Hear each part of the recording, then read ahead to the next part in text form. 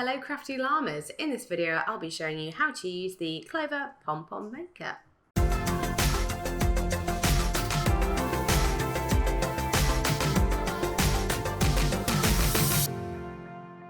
So here I've got the Clover Pom-Pom makers and I'll just show you an unpackaged version. These are the ones that I have at home.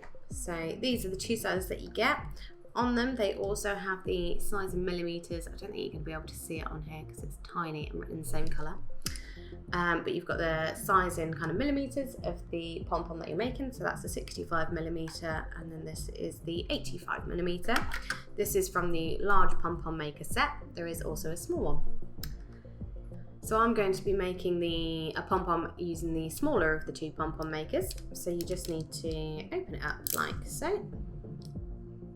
That, and then I'm just going to grab my first of the two yarns. So I'm going to be using the dark pink to start, and you're going to lie your tail end of your yarn along this white section of the pom-pom maker, so down those two. Just make sure you hold those together so the yarn doesn't slip through.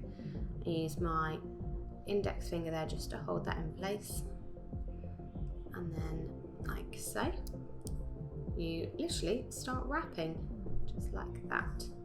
So this bit does take a while, so you literally just wrap it. I tend to go back and forth along this kind of arc rather than doing it to the right thickness all in one go. For anything like me, this makes you a little bit dizzy watching this on a screen. Keep going. Obviously your tail end is still there, still sat in the middle of the arc. That's how you want it, and then you just keep wrapping around. Just means it's going to be nice and even. And basically you're going to wrap until the middle of the arch is flat. So this does take a while. Just make sure that when you're wrapping the two, especially when you get to this end, that the yarn is going over the two kind of little feet. They sometimes slip down. Happens quite a lot to me when I'm doing this. And just keep going. As you can see, the arch is kind of getting more and more filled. As I said, just keep going until it's pretty much flat. These pom-pom makers are obviously great if you want to do things like pom-poms for hats. You can use them to make decorations, and you can also, I have started the very long and arduous task of making a pom-pom rug, not realising just how much time it would take. So that is still very much a work in progress. When I feel like making a mess, I decide to get the pom-pom rug out and have another go at that. This is a fairly messy process when you get to kind of the cutting down and the trimming of the pom-pom. You do just get kind of bits of yarn everywhere. Right, so as you can see, that arc is now pretty much completely flat. There's a little bit of an arc, so I'll just keep going a little bit longer. Just like that. And that's me done for this one. So for this side, you then just slip that in like that. You've got your working end, like so, and then I'm just going to grab my very trusty HiyaHiya rainbow unicorn scissors and snip my yarn. And then you get onto the other side. So basically you do exactly the same on the other side. So I'm going to show you how you can do it with two bits of yarn at the same time. So I'm just grabbing my other yarn.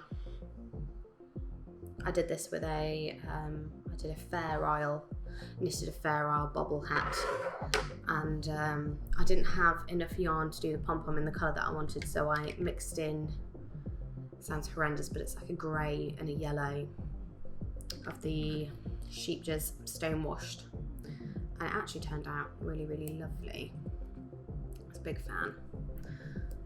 So as I did last time, I've just taken the tail ends, popped those in the arc like so, and I'm just going to start wrapping, but with both yarns in my hand. So as you can imagine, this will go twice as fast because I've got twice as much yarn. But yeah, so you can do pom-poms and stuff like that in more than one colour. You can do it in pretty much use as many strands as you want. I'm just doing two to show you how versatile this can be. In comparison to a lot of methods where I've used cardboard to make pom-poms and things like that, this is a lot easier. It might seem a bit expensive at first, paying you know, £5-6 for pom-pom makers, but actually in the amount of time it saves you, I think they're worth it. And they're also very child friendly. So if you are doing anything with a young child, this is quite a nice, easy way of doing it, which avoids like mass use of scissors, and you can always, as an adult, do the kind of scissors bit for your child if need be. Right, so as you can see, that went a lot faster. That arc is being completely filled in at the bottom, so I'm just gonna close that like so. And then my trusty HiyaHiya scissors again. Right, so the next bit that you're going to be doing is you're going to cut along the centre of your pom-pom. It's best if you do have some quite sharp scissors. Sometimes if you're using quite a thick yarn or doing particularly large pom-poms, it's easier if you don't go through all the strands at once, you just kind of do the top few at first. So I'm going to start at this end. So as you can see, you've got the gap there, so that's always quite nice as a starting point to kind of pop your scissors in. And you'll find your scissors kind of quite naturally find that ridge underneath. Well, the kind of gap there, you'll find that they naturally sit in there, like that. There we go. And you can see as it opens. So this bit here, that extra long bit, is the yarn that I placed in between. So I'm just going to snip that like that. And what we'll do is I'll also show you how I trim down my pom-poms. You don't have to trim them down, I just think it makes it that little bit neater. Keeps it nice and tidy. So all I've just done there is I've just squeezed the two sides back together, because when you're cutting they can sometimes become a little bit loose. And if it becomes too loose, all of these strands will also come loose, and then you've just got a whole bunch of strands in your hand and no pom-pom, which is infuriating. That's what I mean by opening at the end. So just close that. Right, the next thing you want to do is you're going to need to get your yarn. You'll want to cut a nice long bit of yarn, about the length of an arm, something like that.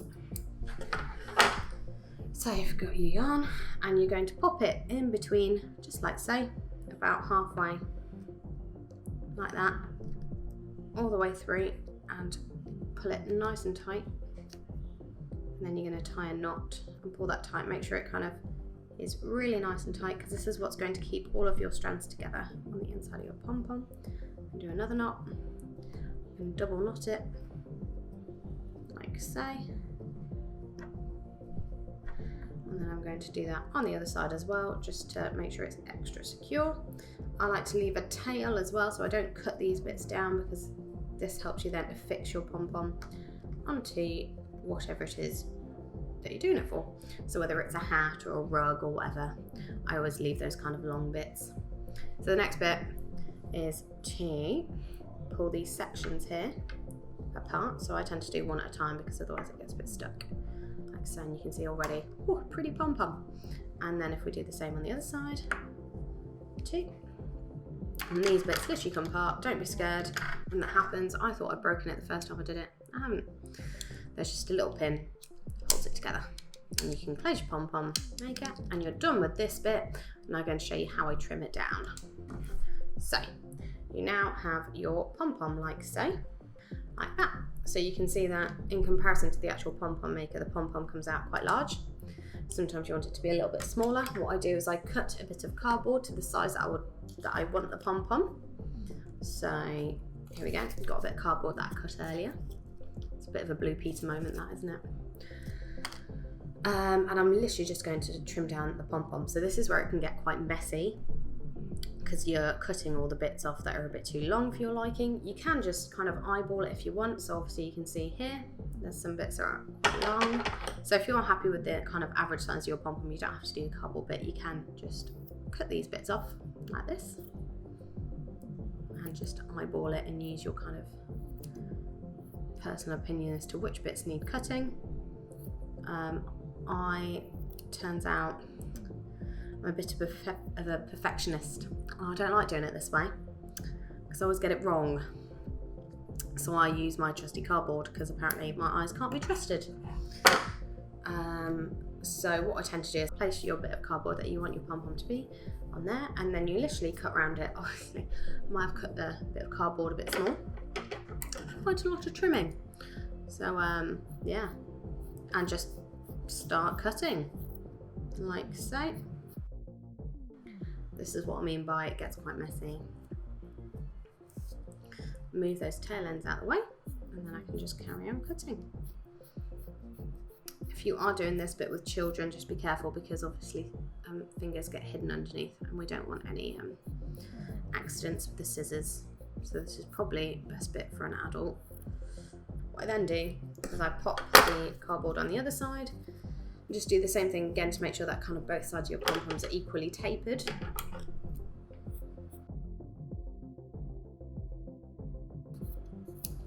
Trimming down your pom-pom will also mean that you get quite a nice compact one. So that just means it's going to be not quite as, I don't want to use the word flimsy, but kind of towards the outside of the pom-pom. It just means it's going to be a little bit denser. And then the last bit that I do, because as I said earlier, I'm a bit of a perfectionist, is I then open it in the other direction. Just do the same thing again. So obviously you can see that kind of cross, there's quite a lot more. Cool, so get your pom-pom. I give it a good, like, a little bit of a rub down, and then just give it a bit of a shake, like so. And then you'll be able to see where else you just need to trim a few bits down. So you'll just have a few bits that have escaped during the cardboard shenanigans. Trim those bits back until you're happy with the shape of your pom-pom. Obviously at this stage you can even shape it into, if you're making Christmas decorations, you could taper it a little bit to make it more snowman-like, and then have a little one and affix the two together to create a little pom-pom snowman. I am not doing that. I am just doing a standard pom-pom. Honestly, you can end up trimming a pom-pom for hours if you wanted to. Right. Move that out of the way. Give that another little shake. Like that, and there we have your pom-pom. So as you can tell from where I did a double strand into a single strand, it created actually not a terrible effect of it being the top half dark pink and the bottom pink and the bottom part a little bit lighter, like so. Obviously it just depends where you tie it off. It just happens that I tied it off on this side. If I did it in the middle, it would have been split 50-50 that way. But yeah. So this is the end result, and in comparison to the kind of cardboard cutout that I use, it's pretty much the same sort of size, a little bit bigger. So just kind of remember that they do turn out bigger than kind of what they look like. I'll show you the comparison. That's the cardboard against the pom-pom maker that I used earlier. That's about the same sort of size, so just bear in mind that they do come out larger than you expect. So yes, this is everything. This is how you use the Clover Pom-Pom maker. There we go. So in this video I have used the smaller of the two Clover Pom-Pom makers, and this is from the large set, and then any yarn that you've got lying around, and then I've just used a pair of scissors, and then obviously I used my little cardboard disc as well. So if you've enjoyed this video, please let me know by commenting below and liking it. We do weekly videos, so please subscribe to my channel. Our social media handle is Crafty Llama UK, so you can find us on various platforms using that. If you do use any of the kind of products that I've used today, or have bought anything from me, do tag us in your pictures. We love to see what you're making. And of course, everything here, apart from the yarn and obviously the cardboard, you can buy on my Etsy shop, which is linked below. That's it for this week's video, but I'll be back with you for another one next week. Bye!